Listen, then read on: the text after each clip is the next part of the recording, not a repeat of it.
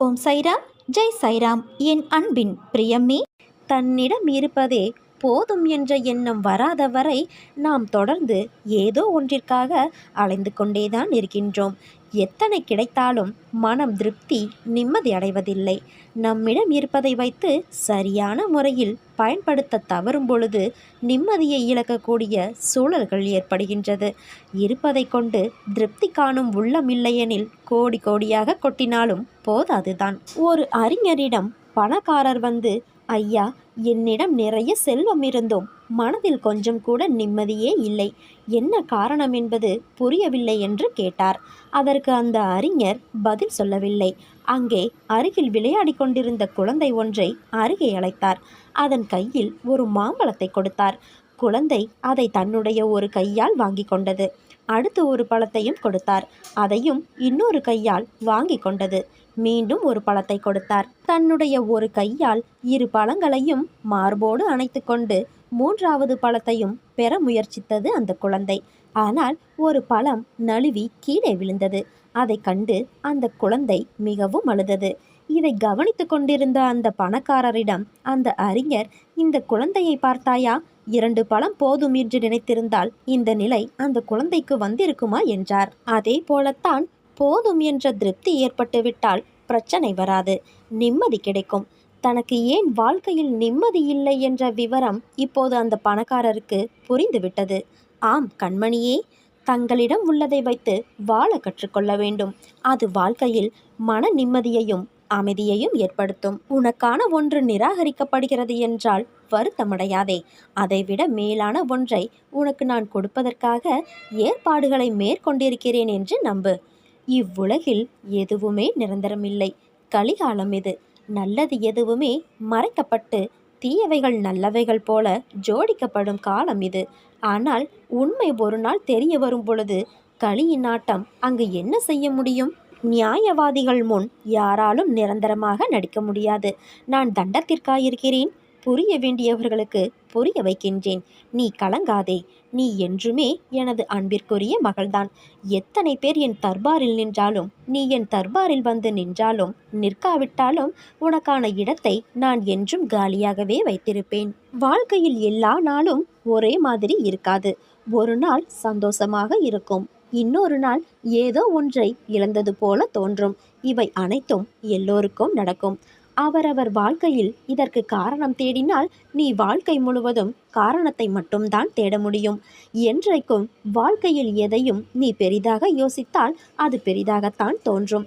நீ எந்த சாயலில் ஒரு விஷயத்தை நோக்குகிறாய் என்பதில்தான் உள்ளது. வாழ்க்கைக்கான பாதைகள் கடினமாக இருத்தலோ சுலபமாக இருத்தலோ முக்கியமில்லை. பாதைகளை நீ எப்படி தேர்ந்தெடுத்து கொண்டு உன் இலக்கை அடையப் போகிறாய் என்பதே. சோதனைகளையும் கஷ்டங்களையும் எந்த அளவுக்கு அனுபவ பாடமாய் நீ எடுத்துக்கொள்கிறாய் என்பதை பொறுத்துதான் உன் வெற்றி அமையும். நிச்சயம் உன்னை காப்பேன். உன் குடும்பத்தையும் நானே பாதுகாப்பேன். உன்னை உயர்வுபடுத்தி செம்மையாக்குவேன். உன்னை யாராவது தப்பாக பேசினாலோ கீழ்த்தரமாக நடத்தினாலோ, உன்னை பற்றி இல்லாததும் பொல்லாததும் சொன்னாலோ நீ அவர்களிடம் போய் சண்டை போடாதே. மனதிலும் அதையே நினைக்காதே. அவர்களுக்கு எங்கே எப்படி பதில் சொல்ல வேண்டுமோ அப்படி நான் உனக்காக பதில் சொல்லி அவர்களுக்கு புரிய வைப்பேன். தேவையில்லாமல் நீ உன்னை வருத்தி கொள்ளாதே. உன் வாழ்க்கையில் தத்தளித்து கொண்டு இருக்கிறாய் என்பதை நான் அறிவேன். உன்னை எனது கரம் கொண்டு இறுக பிடித்து காப்பாற்றி கொண்டிருக்கிறேன். இன்னும் சில நாட்களில் அனைத்தும் மாறும். உனது எண்ணங்கள் அனைத்தும் நிறைவேறப் போகிறது. யாரும் இல்லையே, எல்லாம் தவறாக நடக்கிறதே, என்ன செய்வது என்று நினைக்காதே. உன் அப்பா சாய்பாபா நான் இருக்கிறேன். நிதானமாக யோசித்து செயல்படு. அவசரப்படாமல் பொறுமையாக இரு. உன்னை விட்டு யார் விலகினாலும் அதையே நினைத்து கவலைப்படாதே. எல்லாம் நன்மைக்கே என்று எடுத்துக்கொள். யார் உன்னை வெறுத்தார்களோ, யார் உன்னை உதாசீனப்படுத்தினார்களோ, யார் உன் நம்பிக்கையை கெடுத்தார்களோ அவர்கள் முன் நீ மேன்மேலும் வளர்ச்சியடைந்து உன் வாழ்வில் வெற்றி பெறப் போகிறாய். கவலைப்படாமல் இரு. உன் அப்பா நான் இருக்கிறேன். கோபம் வேண்டாம். உனக்கு வரும் அனைத்தையும் நானே ஏற்பேன். என் அனுமதி இல்லாமல் எதுவும் நடக்காது. அதனால் கலங்காதே. அனைத்தும் பொடி பொடியாக போகின்றது. உன் மனமும் தெளிவாக போகின்றது. இழந்ததையெல்லாம் நீ மீண்டும் பெறப்போகின்றாய். என் செல்ல பிள்ளையான உனக்கு குறைகள் ஏதும் ஏற்படாமல் நான் பாதுகாப்பேன். உனது வாழ்க்கை வண்ணமயமாக போகிறது. செடிகளின் வளர்ச்சி எப்படி வேர்களின் வளத்தை பொறுத்து இருக்கிறது. ஆன்மீகத்தில் நீ பிரியம் கொண்ட கடவுளின் மீதோ அல்லது குருவின் மீது உள்ள நம்பிக்கையை பொறுத்தே உன் கர்மா என்ற தூசிகள் அகலும். முதலில் நம்பிக்கையை உறுதி செய்வேன். பிறகு அதில் நீ நிலையாய் உள்ளாயா என்று சோதித்து பார்ப்பேன். உன் பொறுமையையும் சோதனை செய்வேன். வாழ்க்கையை வாழ்வதற்கு இவ்வளவு சோதனைகளை கடக்க வேண்டுமா என்றுதானே கேட்கின்றாய்?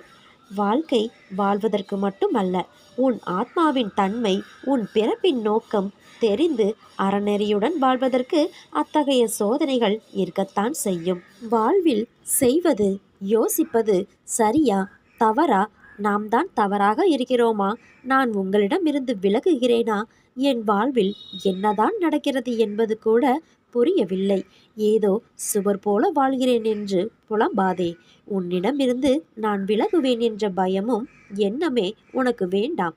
என்றும் உன் சாயாக எப்போதும் நான் இருப்பேன்.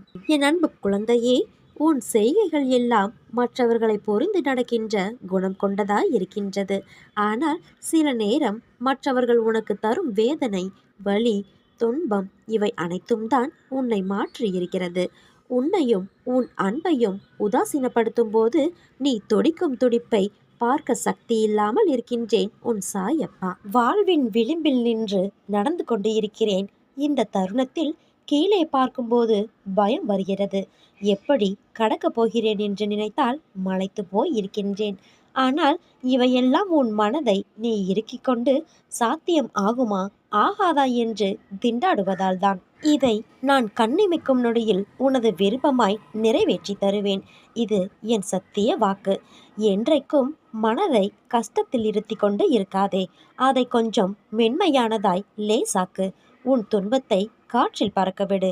உன் மனதை காலியாக சிறிது நேரம் வைத்துப்பார். நீ இந்த நிலையை உணர்ந்து விட்டால் உன் முன்னர் எத்தனை அம்புகள் வந்தாலும் நீ தாண்டி வருவாய். உன்னை துரத்தி கொண்டிருக்கும் கடுமையான துயரத்திலிருந்து விடுபட முடியாமல் கடும் வேதனையடைந்து அதை பகிர்ந்து கொள்ளக்கூட எவரும் இல்லையே என்று கலங்கி கொண்டு இருந்த உன்னை நான் தேர்ந்தெடுத்து உன் துயர் துடைக்க உன்னை தேடி நீ இருக்கும் திசையை நோக்கி ஓடி வந்திருக்கின்றேன்.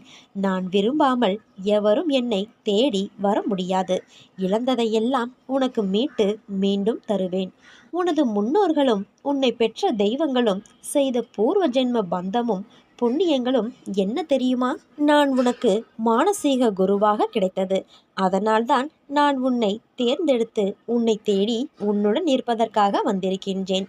எந்த சூழ்நிலையிலும் தனிமையில் இருக்கும் போதும் யாருமே இல்லையே, எனக்கு யார் இருக்கிறார்கள் எனக்கு உதவி செய்ய, எப்படி நடத்தப் போகிறேன் என்று கண்ணீர் மல்க எனது பாதங்களில் விழுந்து அழுது கொண்டிருக்கின்றாய்.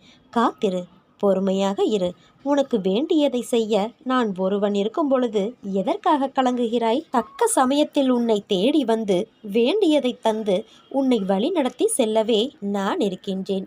நீ விரும்பிய தோற்றத்தில் நான் உனது கண்முன்னே தோன்றுவேன். உன்னை பாதுகாத்து வழி நடத்தி உயர்த்துவதே எனது தலையாய கடமை. மீண்டும் உனது கைகள் ஓங்கப் போகின்றது. நான் இருக்கும் இடத்தில் எவரையும் நெருங்க விட மாட்டேன். எந்த சூழ்நிலையிலும் கைவிடவும் மாட்டேன். நீ படிப்படியாக உயரப் போகின்றாய். அதை நானும் கண்டு கழிக்கத்தான் போகின்றேன். எந்த ஒரு கடினமான சூழ்நிலையிலும் நம்பிக்கையை இழந்து விடாதே. நான் இருக்கிறேன். நம்பிக்கையுடனும் பொறுமையுடனும் இரு. நீ சின்ன சின்ன விஷயங்களுக்கெல்லாம் பயப்படுகிறாய். இது தவறோ, இது பாவமோ, நான் துரோகம் செய்து விட்டேனோ, மனதளவில் தப்பு செய்தேனே தவிர மற்றபடி தவறுகளில் ஈடுபடவில்லை. இதனால் என்னை தண்டித்து விடுவாயோ என்றெல்லாம் புலம்புகிறாய். உனது புலம்பலை நான் கேட்டேன். உன்னை எனது வலது கண்ணாக வைத்து பாதுகாக்கிறேன் என்பதை நீ உணர்ந்து கொள். மனசாட்சியோடு போராடும் உனது உள்ளத்தை எனது கோவிலாக கொண்டிருக்கின்றேன். உனது எந்த செயலும் தப்பானது அல்ல என்பதுதான் எனது தீர்மானம். எனவே உனது செயலுக்கு நீயே உன்னை குற்றவாளியாகவோ தீர்ப்புக்கு உட்படுத்தி கொள்ளவோ வேண்டாம். செய்வது அனைத்தும் எனக்கு தெரிந்தே நடக்கிறது என்பதை மட்டும் நீ தெரிந்து கொள். உன்னை யாராவது நிராகரித்தால் அதை சந்தோஷமாக ஏற்றுக்கொள். உலகில் சாதனை படைத்த அனைவருமே யாராவது ஒருவரால் நிராகரிக்கப்பட்டவர்தான். என் ஆசியுடன் உன் எதிர்பார்ப்புகள் அனைத்தும் நடக்கும். நிச்சயம் வெற்றிகள் கிடைக்கும்.